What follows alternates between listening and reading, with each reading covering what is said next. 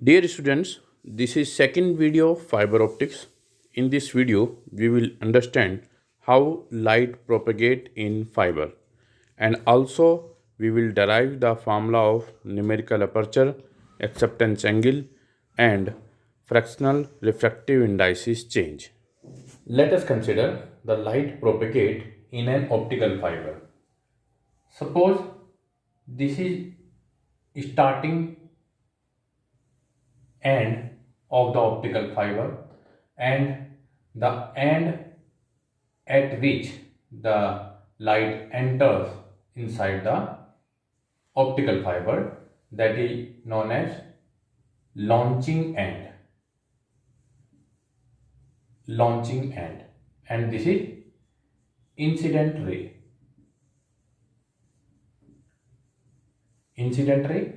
and this is core, and it represents the cladding.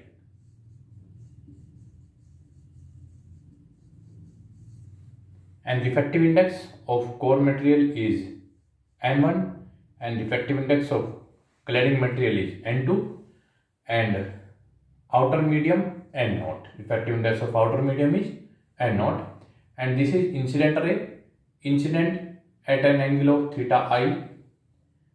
If it is refracted at an angle theta r, this is refracted ray.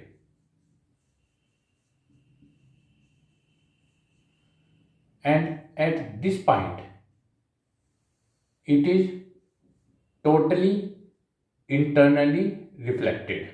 There is a phenomenon of total internal reflection. At this point, total internal reflection phenomena is occurred, and suppose this angle is phi and this angle is also phi, and we know that when N1 is greater than N2, refractive index of this medium is greater than this medium, and this angle phi is greater than phi c. Phi c means critical angle.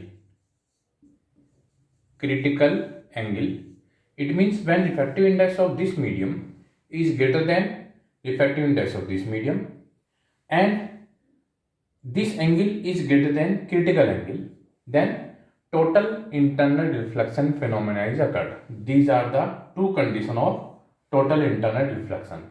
It means there should be the total internal reflection.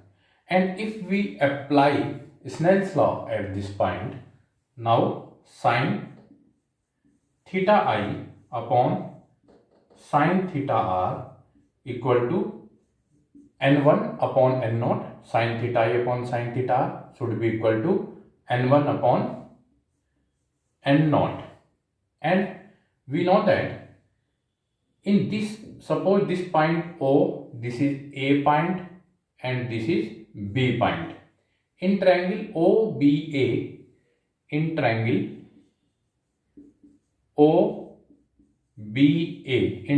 OBA, theta r, angle theta r should be equal to 90 minus 5, and we can write sine theta I from this we can write sine theta I equal to n1 upon n0 sine theta r, n1 upon n0 sine theta r, and theta r is 90 minus 5.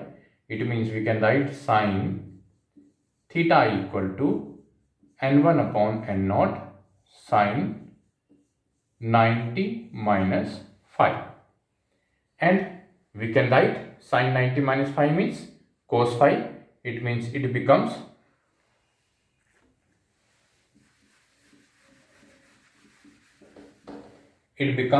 sine theta I equal to n1 upon n naught sine 90 minus phi means cos phi. And when we can erase this figure, when theta I is maximum, when theta is maximum, or we can write theta maximum,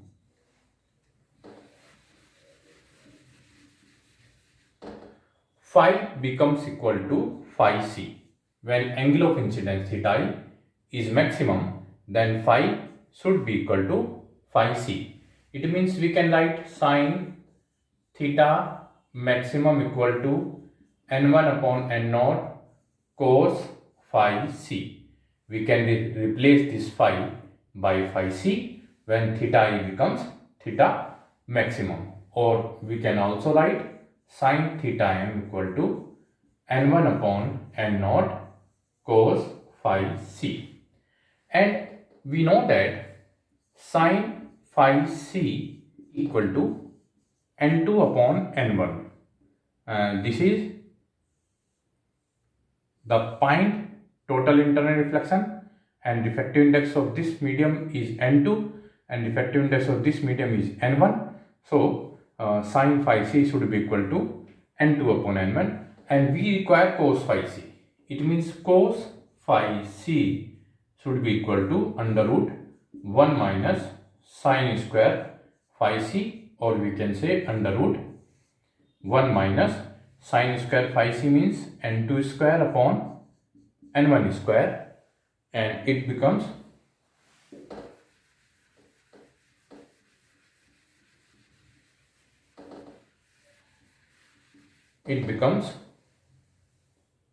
cos phi c equal to under root n1 square minus n2 square upon n1 square, or we can write under root n1 square minus n2 square upon n1. And if we put the value of this cos phi in this equation, it becomes sine theta m equal to under root n1 upon n2, n1 upon n naught under root n1 square minus n2 square upon n1. n1 cancel out, it becomes under root n1 square minus n2 square upon n naught. This is sine theta m, and theta m becomes sine inverse under root n1 square minus n2 square upon n naught, where this theta m is known as acceptance angle. It means if we have to derive the formula of acceptance angle, then we should derive this derivation theta m equal to sine inverse under root n1 square minus n2 square upon n naught. This is the formula of acceptance angle. Now we can derive the formula of numerical aperture of fiber optics. Numerical aperture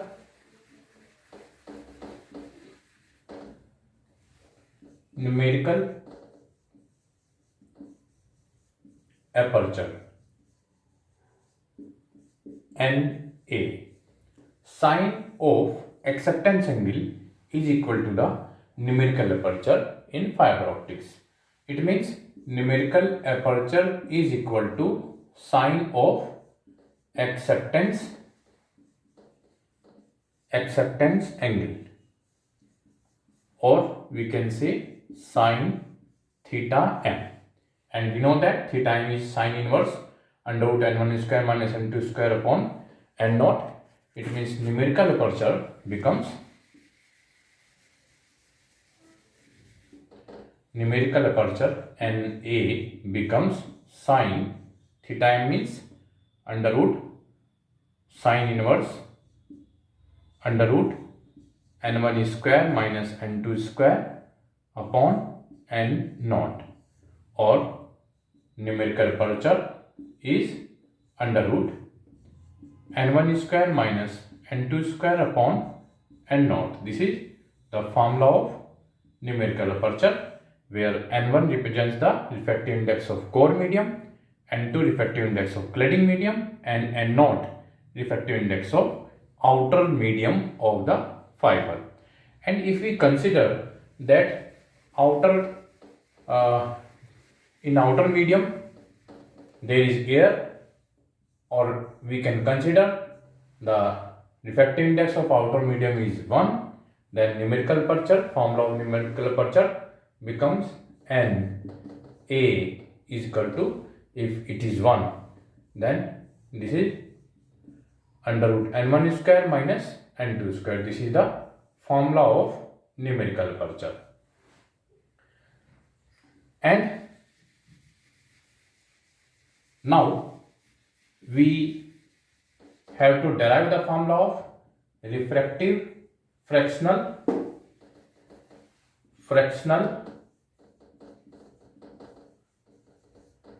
refractive indices change.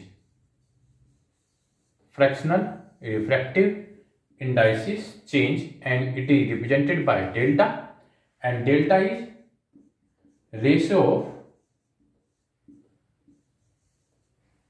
of difference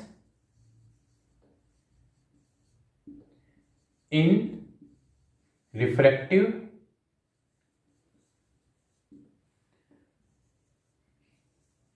indices of core and cladding medium